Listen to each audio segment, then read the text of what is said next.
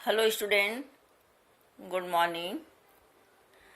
आज हम लोग र के विविध रूपों के बारे में जानेंगे।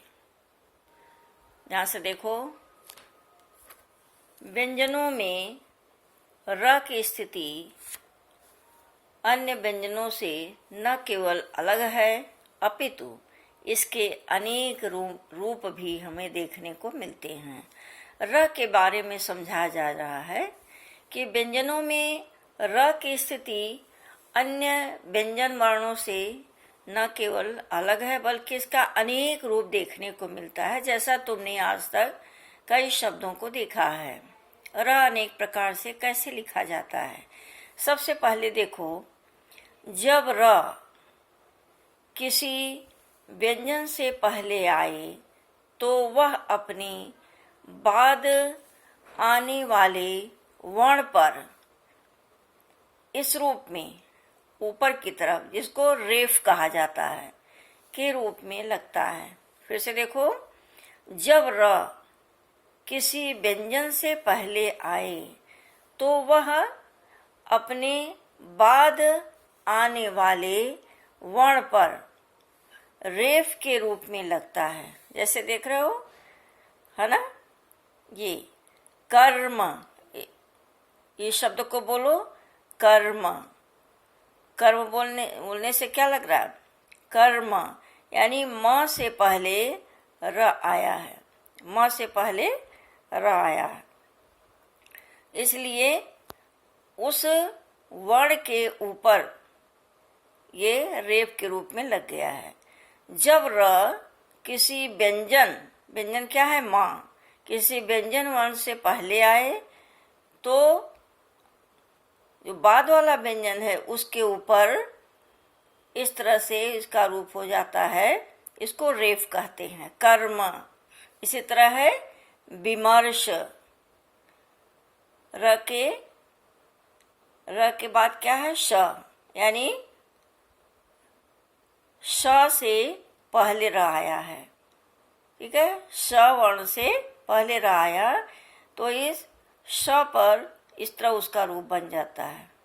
समझ लेना, जब र किसी व्यंजन से पहले आता है तो वह जो बाद वाला व्यंजन है उसके ऊपर रेफ की तरह से इसका रूप हो जाता है।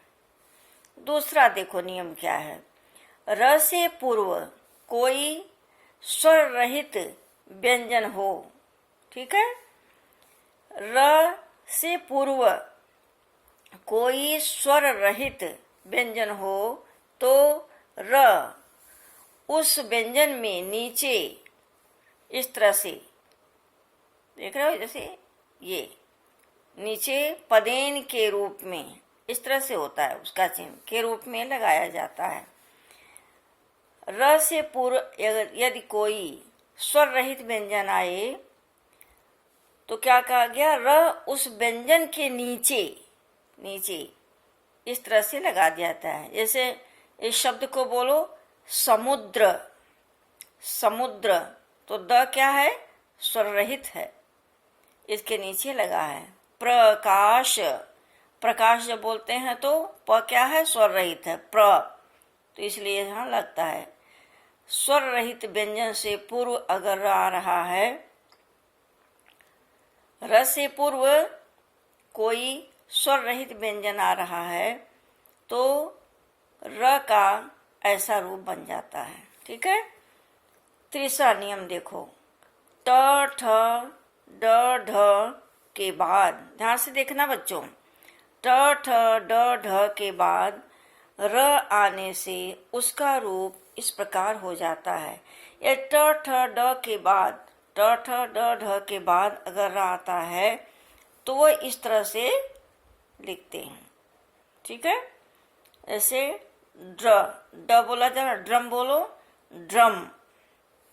ट्रक, तो पहले क्या आया?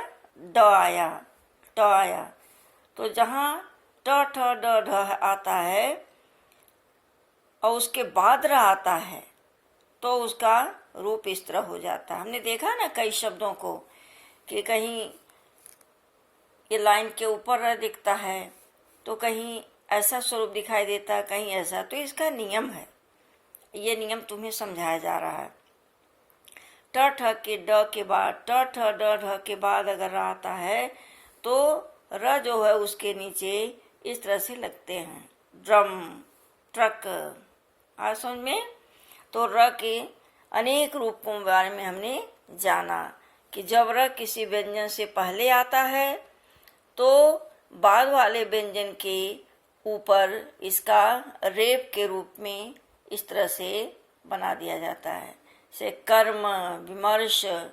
दूसरा नियम बता रहा है कि र से पहले कोई अगर स्वर रहित व्यंजन आए तो उस स्वर रहित व्यंजन के नीचे इसका ऐसा रूप बन जाता है। तीसरा नियम बता रहा है ट ठ ड ढ के बाद यदि र आए तो उस ट ठ ड में, ट ठ ड ढ में ऐसा रूप बन जाता है। स्वर का अनेक रूप है। अब आगे हम देखते हैं वर्ण विच्छेद। वर्ण विच्छेद देखो क्या है बच्चों। वर्ण भाषा की सबसे छोटी इकाई है। वर्ण क्या है? हमने इसको पढ़ा है। वर्ण भाषा की सबसे छोटी इकाई है। वर्णों के और टुकड़े नहीं किए जा सकते हैं। ध्यान से देखो, आगे हम देखेंगे वर्ण विच्छेद क्या है। वर्ण विच्छेद का तात्पर्य किसी शब्द में आए वर्णों और ध्वनियों को अलग अलग करके जानना है। ठीक है, वर्ण विच्छेद का तात्पर्य है किसी शब्द में आए वर्णों और ध्वनियों को अलग अलग करके लिखना ही वर्ण विच्छेद है। दूसरे शब्दों में यह जानना कि शब्द की रचना कैसे हुई है। वर्ण विच्छेद का अर्थ क्या है? कि यह जानना कि शब्द की संरचना कैसे हुई है, यह वर्ण विच्छेद के द्वारा पता चलता है। अब आगे हम देखेंगे वर्ण विच्छेद के कुछ नियम इस प्रकार हैं। जैसे संयुक्त व्यंजन का वर्ण विच्छेद कैसे होता है। एक शब्द देखो, पवित्र। यहाँ देख रहे हो, प स्वर रहित हुआ, स्वर आगे है। व में ई की मात्रा लगी है तो यहाँ भी ई की है। त्र, इस तरह से ये विच्छेद। पवित्र शब्द का यानी व्यंजन और स्वर को अलग अलग करना, यानी वर्णों और ध्वनियों को, ध्वनि माने स्वरों को अलग अलग करना ही वर्ण विच्छेद है। इसी तरह द्वित्व व्यंजन है, हड्डी, ह प्लस अ। यहाँ भी देख रहे हो सारे व्यंजन अलग अलग हैं और स्वर भी अलग है। ठीक है, इसी तरह से है कुछ विशेष वर्ण विच्छेद, जैसे विद्या, विद्यालय। आगे देखते हैं विद्या का, देखो कैसे किया है, दिखाई दे रहा है। विद्या शब्द का व छोटी की मात्रा जो लगी है वह, द प्लस य और या। इसी तरह विद्यालय देखो, दिख रहा है बच्चों, दिखाई दे रहा है। उसके बाद है कंगन, कंगन अनुस्वार, क प्लस अ, अंगा, ग प्लस अ, यानी यहाँ भी स्वर और व्यंजन अलग अलग हैं। अब नासिक, और नासिक के बारे में जानो। चंद्र बिंदु सदैव वर्ण में लगे स्वर के साथ ही आता है। जो नासिक होता है वो चंद्र बिंदु है ना, उसका चिन्ह। तो चंद्र बिंदु हमेशा वर्ण में लगे स्वर के साथ आता है। जैसे एग्जाम्पल देखो, आंगन, आंगन दिख रहा है। आंगन शब्द आ, ग, फल स्वर रहित, स्वर आगे है, न व्यंजन वर्ण, स्वर आगे है, आंगन। ठीक है, उसके बाद है कुछ उपसर्ग वाले, सम उपसर्ग युक्त शब्दों का विच्छेद कैसे करेंगे। जैसे संबंध, देखा, स प्लस अ, म, ब, अ। इसमें भी सारे स्वर और व्यंजन अलग अलग हैं। इसी तरह है संवाद, दिखाई दे रहा है। स्वर और व्यंजन को अलग अलग करना ही वर्ण विच्छेद है। ठीक है, आगे हम एक और चीज जानते हैं, री के बारे में। री एक स्वर है, अन्य स्वरों की तरह इसकी भी मात्रा है। जैसे मात्रा है री की, जिसका उच्चारण री होता है। मूलतः यह संस्कृत की ध्वनि है। री जो है किसकी ध्वनि है? संस्कृत के लिए। संस्कृत भाषा के ही शब्द इसमें प्राप्त होते हैं, जैसे ऋषि, ऋतु आदि। तो ऋ शब्द का ऋ जो वर्ण है ये इस तरह से लिखा जाता है और इसका चिन्ह ये है।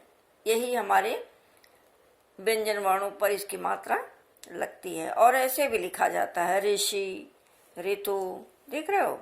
तो आज हम लोगों ने र के विभिन्न रूपों के बारे में जाना और वर्ण विच्छेद क्या है इसके बारे में जाना।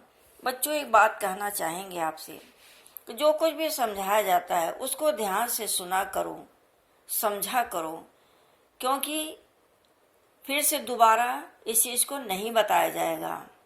समझ में आ रहा है?